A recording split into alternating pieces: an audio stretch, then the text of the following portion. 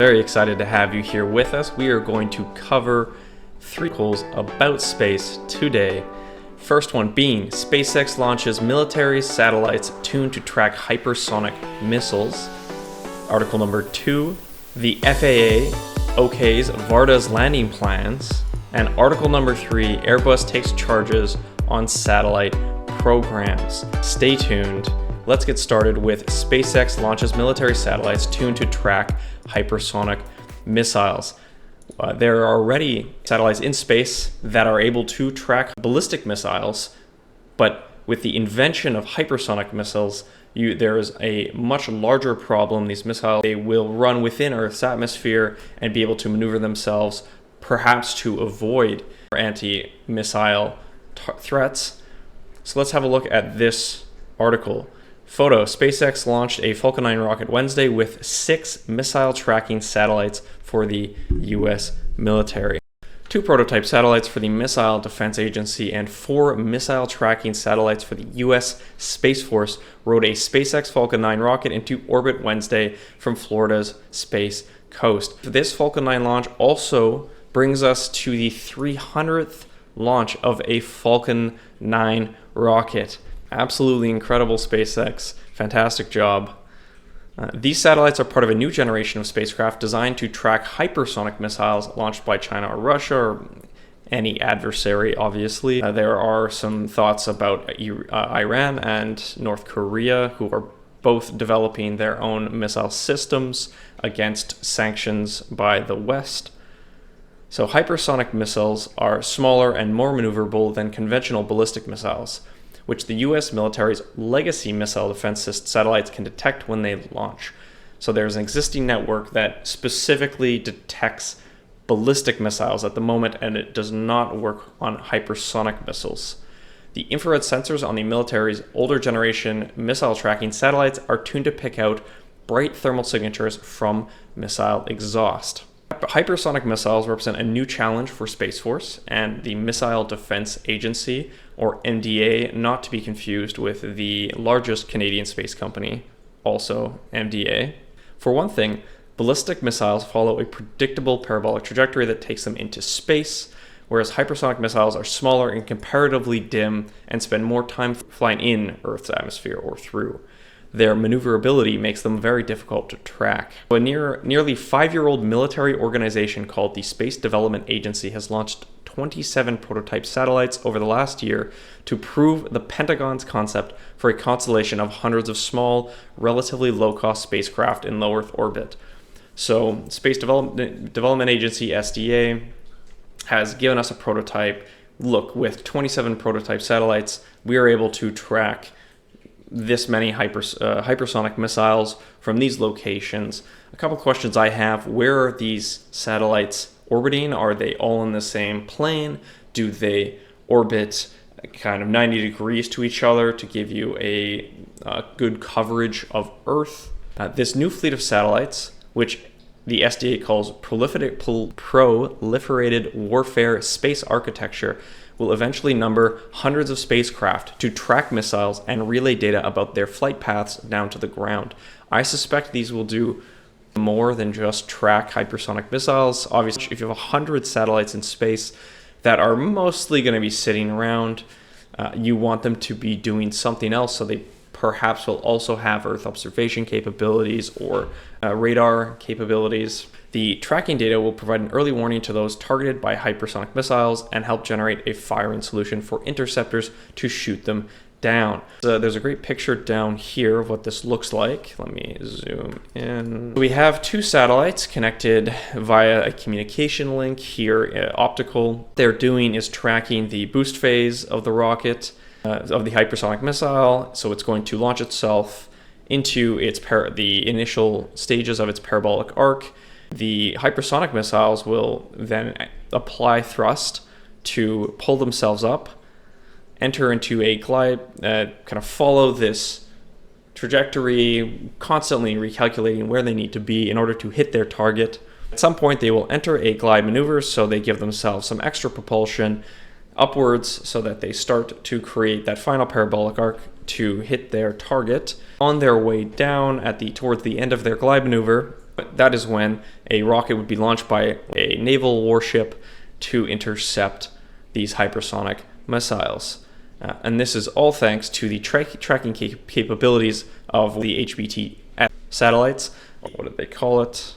The Proliferated Warfare Space Architecture System. The SDA, or Space Development Agency, combines conventional tactical radio links, laser intersatellite communications, and wide-view infrared sensors. Very cool. So communication is going to be high speed. Laser comms typically can eclipse 1 gigabyte per second, and conventional tactical radio links and wide-view infrared sensors. So in this image, you want a infrared sensor that can provide you square kilometers of coverage over an area to be able to track the satellite at a certain point in time for as long as you can before that satellite loses position and is no longer able to track that hypersonic missile. Now instead, you're going to have another satellite from the 100 plus satellite constellation track that missile for a period of time. So the Space Development Agency has relied on commercially available spacecraft and sensor technology and will be more resilient to attack than the military's conventional space assets. Why is that? They talk about launching successive generations or tranches of small satellites, each introducing new technology, but it's unclear how they would be more resilient to attack from adversaries. Perhaps they have propulsion that can move them out of the way of being targeted by missiles, anti-satellite missiles. However, those anti-satellite missiles will have optical imaging on board, backed by machine learning, to be able to pick out the satellite that they want to target. How resilient these satellites will be, if any of you have an idea, let me know. I'm baffled. Those legacy military satellites can often cost hundreds of millions or billions of dollars apiece, with architectures that rely on small numbers of large satellites that might appear like a sitting duck to an adversary determined to inflict damage. So it seems like it's safety in numbers. 4 of these small satellites and 2 of the larger spacecraft were aboard a Falcon 9 rocket, which was launched from Cape Canaveral.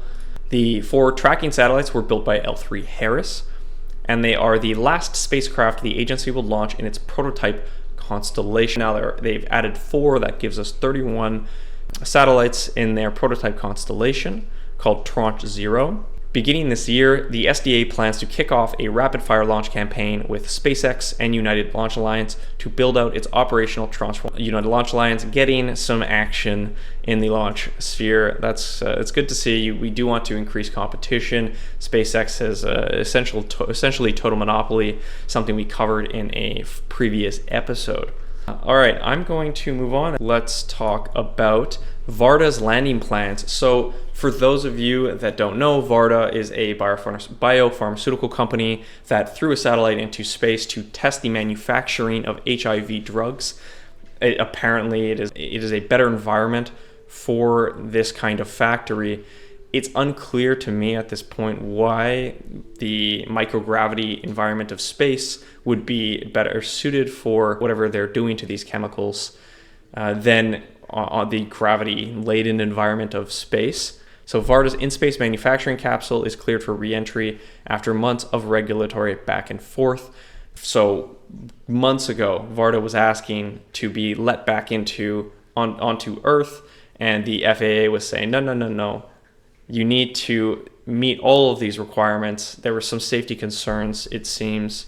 So citing a lack of compliance with regulatory requirements, we can have a quick peek at that.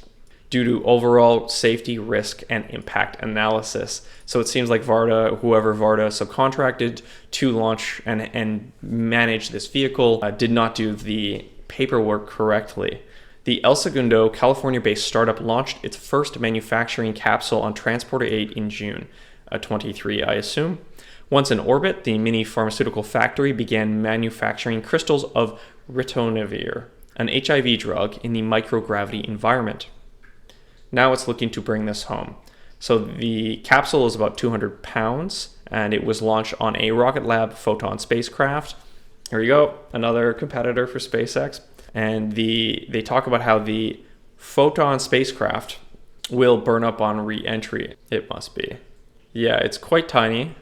So I assume this is the second stage. It will have some thrust in order, and which is required for it to be able to push itself out of its current orbit and back into a landing maneuver, landing trajectory, to end up in California, I believe was its target. So it wants to land at the Utah Test and Training Range, or UTTR. The Photon spacecraft will burn up on re-entry, while the capsule will employ a heat shield and parachute to manage the descent. Brings me back to Kerbal Space Program. You always have your pod with your Kerbal up top. You add a heat shield right underneath and a parachute on top. And so you have your pod flying around in some orbit. And with your second stage engine, push yourself back in towards, if you launch such that you don't even enter orbit, you just do a nice arc, follow a nice parabola, you will then re-enter, you will experience the extreme temperatures upon re-entry, but you have your heat shield protecting your little Kerbal. And then when you're below, I believe it was 10,000 meters, might be 5,000, you deploy your parachute, which will slow you down to meters per second descent, and then you plop right into the ocean or somewhere on land. All right, very cool. So let's move on to the final article. Airbus takes charges on satellite programs. So Airbus has launched a bunch of geostationary satellites. Here we have a look at these very large solar panel arrays. And there's an artist's rendition of what a globally connected Earth would look like. They're facing $600 million in charges that its space business took in 2023. So problems with satellite programs forced Airbus to take 600 million euros in charges in 23. The company announced the charges 200 million euros higher than previously reported in the company's 2023 financial results released February 15th, so 5 days ago. They account for revised timelines, far better cost estimates, as well as reassessment of the commercial risk and also the opportunities that they have. This is by Thomas Topfer, Airbus's chief financial officer. They didn't elaborate on the specific issues, so this might be a short article for us, but it talks about how a high-tech business always carries some risk. Very true. Over COVID, we experienced a major chip shortage, and that affected everything from vehicle manufacturing to the space industry. We have camera manufacturers that can't get the chip to build their cameras. We have computer suppliers that can't get the chips to build their computers, which are all required for say, an Earth observation satellite. So very tough. If you want to play it safe, you can always pre-order a bunch of this equipment, but are you sure that you're going to be pumping out that same satellite many times over, or is your company going to pivot and require a new design? If so, you just spent $200, $300, $500,000 on space equipment that you're not going to use. So there's always a trade-off between risk and safety. Guillaume Faury, chief executive of Airbus, also avoided getting into details. If they're not going to get into details, neither shall we. They mentioned that one program that contributed to the charges is OneSat, which is a new line of geostationary orbit communication satellites with software-defined payloads.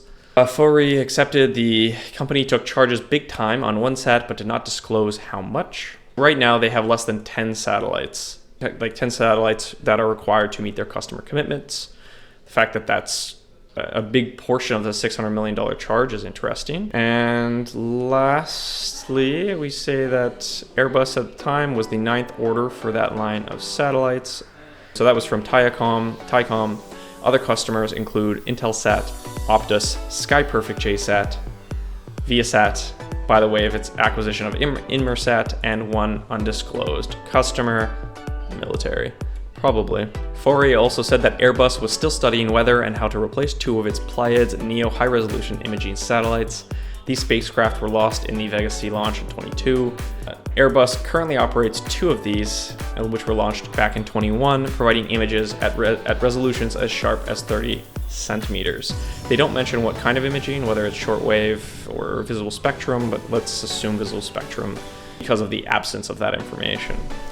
All right, I'm going to cut it off there. Thank you so much for tuning in. My name's Mike. You've watched Space News, and we will see each other again tomorrow.